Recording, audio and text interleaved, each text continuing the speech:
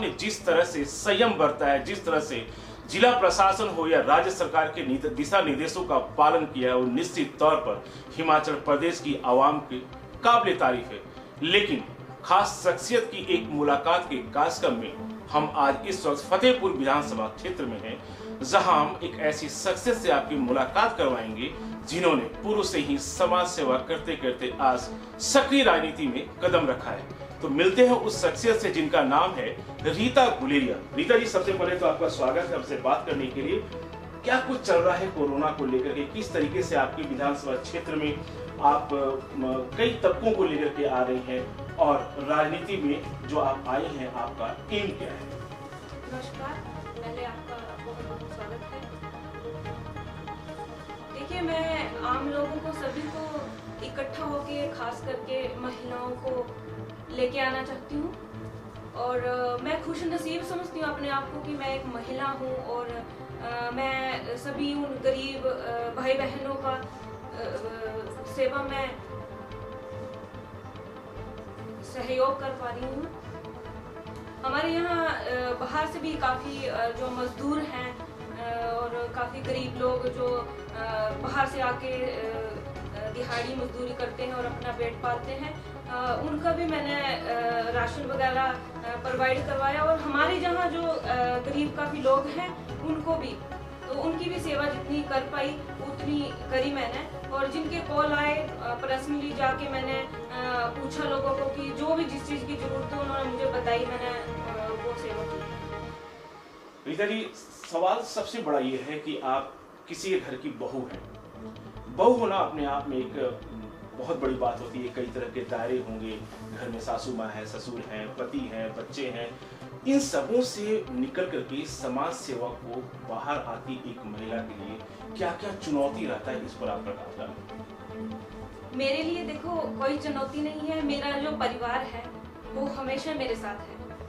मेरी सासू माँ है, मेरे ससुर जी हैं, वो हमेशा मेरे साथ चलते हैं। जहाँ भी मुझे जाना पड़ता है, मेरे हस्बैंड है, उनका सहयोग, तो उनके सहयोग से ही शायद मैं आज राजनीति में आई हूँ।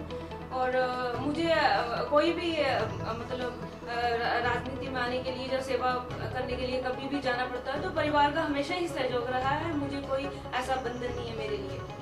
महिलाओं के साथ आप इस वक्त प्रदेश कमेटी के आप सचिव भी हैं। इससे पहले भी आपने कई काम किया, महिला अध्यक्ष के पद पे आप रही। क्या कुछ आपने देखा महिलाओं को लेकर के? बेसिकली आप किस मुद्दे पर लोगों तक पहुंच पाई समाज में? क्या दायरा रहा? और आपके टॉप लीडर्स भी होंगे, उनसे आपका क्या सहयोग रहा? देखिए, जहाँ तक महिलाओं की बात है तो महिलाओं को वोटिंग टाइम में ही पूछा जाता है। अदरवाइज मैंने देखा है तो महिलाओं की ये भी शिकायत रहती है कि हमें कोई नहीं पूछता कि आपका कोई काम है या आपका कोई भी काम है जो हम कर सकते हैं, कोई लीडर आके नहीं पूछता है। सिर्फ जब इलेक्शन टाइम होता है तब पूछता है। तो मैं ये चाहती हूँ कि मैं घर घर जाके महिलाओं को हर वो बात पूछूं कि आपको क्या प्रॉब्लम है, उनका समाधान मैं करूं। तो मैं करती भी हूँ। जो भी प्रॉब्लम है मेरे सामने आई है, मैंने उनका समाधान किया है महिलाओं के साथ। कैसी समस्याएं महिलाओं की? क्योंकि आजकल अगर हम इस एरिया की क्षेत्र की बात करें, समीपवर्ती इलाका है पंजाब का, तो नशे का व्यापार भी खुल्लम खुल्ला है। ऐसे में जो डोमेस्टिक वायलेंस है, बाइट ऑफ नशा जो है, उसको करने के बाद घर आना, फिर लड़ाई झगड़ा होना, छोटी छोटी बात पे तू मैं होना, तो ये सारी सिचुएशन भी आपके पास आई होंगी? जी, काफ़ी आती हैं। फिर जाके उनको समझाना होता है कि नहीं, आप ऐसे मत करिए। तो काफ़ी लोग समझते भी हैं और नशे में तो आपको पता कई बार नहीं भी समझते हैं लोग, लेकिन समझाते हैं उनको जाके कि आप ऐसा मत करो, ऐसे नशे में परिवार खत्म हो जाते हैं, तो इसलिए इस नशे को आप छोड़िए। तो क्या आपका राजनीति में आने का ये भी मकसद रहेगा कि आप अपने इलाके को बिल्कुल नशा मुक्त चाहती हैं, चाहे वो या स्थानीय प्रशासन हो, स्थानीय आवाम हो, या जो टॉप्स के लीडर हो, जो महिलाएं आपके साथ चल रही हैं, उनके साथ समन्वय बनाएंगे आपकी? नशे से हमें नशे पर काम करना है, ड्रग्स एब्यूज पे काम करना है और नशा मुक्त अपने विधानसभा क्षेत्र को बनाना है। जी बिल्कुल। मैं महिलाएं भी ये बात मेरे सामने रखती हैं कि अगर मतलब कल को ऐसी कोई प्रॉब्लम आती है, और जहाँ तक प्रशासन की बात है तो प्रशासन को भी हम ये बात बताते हैं कि यहाँ नशे का कारोबार हो रहा है, तो प्रशासन का भी पूरा सहयोग मिलता है, और महिलाओं के साथ मिलके हम सभी महिलाएं जो नशे में ऐसी कोई प्रॉब्लम आती है तो हम मिलके समाधान करते हैं। नीता जी, सबसे बड़ा सवाल ये भी है कि आखिरकार इतना कुछ वक्त आप कैसे दे पाती हैं, क्योंकि बार बार कहीं ना कहीं ये ध्यान जाता है कि आप एक घर की बहू भी हैं, आप पत्नी भी हैं, तो वक्त कैसे निकालती हैं, क्या है आपका रूटीन सुबह से शाम तक, किस तरीके से आप देखती हैं? ये सवाल इसलिए भी बड़ा हो जाता है कि जो तमाम महिलाएं हैं, जो समाज सेविकाएं हैं, सबके अपने अपने पहलू होते हैं, लेकिन राजनीति जो है, सक्रिय राजनीति में समय निकाल पाना परिवार के बाद अपने आप में एक चुनौती है। तो किस तरीके से इस चुनौती को आप पूरे ढंग से निभाती हैं? देखिए, हमारा परिवार ज्वाइंट फैमिली है।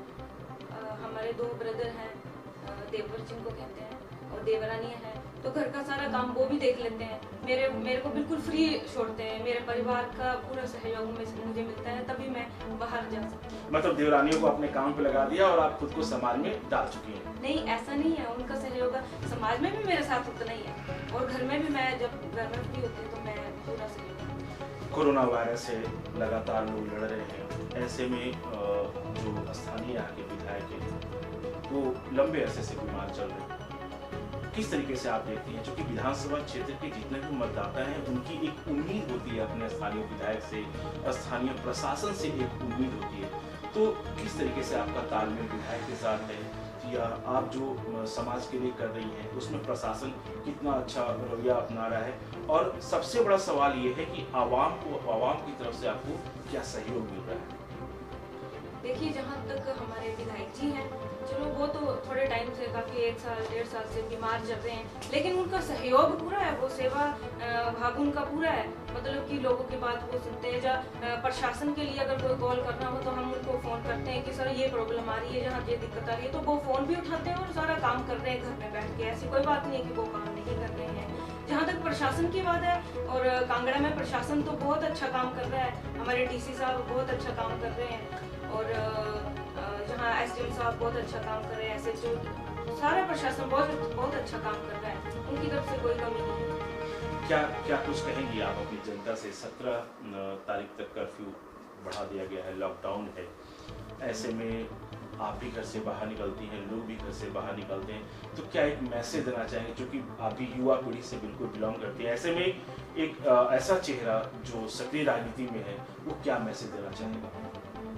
मैं सभी देशवासियों, प्रदेशवासियों को यही बात कहना चाहती हूँ कि हम ये जो लॉकडाउन में हम अपने अपने घरों में रहे हैं, घर से बाहर नहीं निकले हैं, तो सभी को यही बात कहना चाहती हूँ कि थोड़ा सा और आप संयम रखें और अपने अपने घरों में रहें। आपने बहुत अच्छा एक इस देश के नागरिक होने के नाते हर किसी ने बहुत अच्छा फर्ज निभाया है और अपने अपने घरों में रहे हैं। तो कृपया मेरा यही आपके आगे प्रार्थना है कि कृपया आप सभी अपने घरों में, जब तक प्रशासन और राज्य सरकार हो या हमारी केंद्र सरकार हो, जो भी उनकी तरफ से बात आती है कि अभी तक आपने घरों में रहना है, तो आप प्लीज अपने परिवारों को भी सुरक्षित रखें, अपने गांव को भी सुरक्षित तभी रख सकते हैं जब हम अपने अपने घरों में रहेंगे। लगातार कई बार हम किसी युवा पीढ़ी के नेता राजनेता से जब मिलते हैं तो सबके जहन में एक सवाल होता है कि युवा नेता हो तो युवाओं के लिए क्या सोचता हो, और अगर युवा अभिनेत्री हो या नेत्री हो तो सबसे बड़ा सवाल ये उठता है कि आखिरकार युवा महिला सशक्तिकरण को लेकर कितना तत्पर है, या मौजूदा हालात में जो वर्तमान सरकार है उनसे उनकी क्या उम्मीद है महिला सशक्तिकरण को लेकर के। खुद महिलाएं आप, क्या आपको लगता है कि वर्तमान सरकार में महिला कितनी सुरक्षित है, और महिला सशक्तिकरण के लिए सरकार को और भी आगे क्या कदम उठाना चाहिए? क्या लगता है आपको कि जब हम महिला सशक्तिकरण की बात करते हैं, आपके समीपवर्ती पंजाब समीपवर्ती इलाके में छोटा सा विधानसभा है, कितनी सुरक्षित है महिलाएं? देखिए, कहाँ सुरक्षित है महिलाएं, कहीं भी सुरक्षित नहीं है। हम शाम को अपने घरों से बाहर नहीं निकल सकते क्योंकि ये बॉर्डर का एरिया है और यहाँ नशा बहुत ज़्यादा बिक रहा है।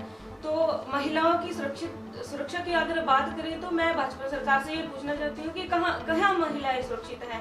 अब एक पत्रकार की बात की जाए तो हमारी राष्ट्रीय अध्यक्षा श्रीमती सोनिया गांधी जी के बारे में कैसी टिप्पणियां कर रहे हैं वो, और भाजपा के कुछ एक लोग क्या लगभग सारे ही लोगों को मैं ये कहना चाहती हूँ कि आप बहुत खुश हो रहे हैं एक इस देश की बहू के बारे में ऐसी टिप्पणियां करी जाती हैं, तो ये तो बहुत गलत बात है। अगर आपको एक महिला की रिस्पेक्ट करना नहीं आई तो महिलाएं कहाँ आप क्या सुरक्षा दे सकते हैं आप? रीता जी, वर्तमान सरकार जयराम ठाकुर की है, क्या लगता है कि उनके कार्यकाल में भी महिलाएं सुरक्षित नहीं या उनके कार्यकाल से कितनी खुश हैं आप?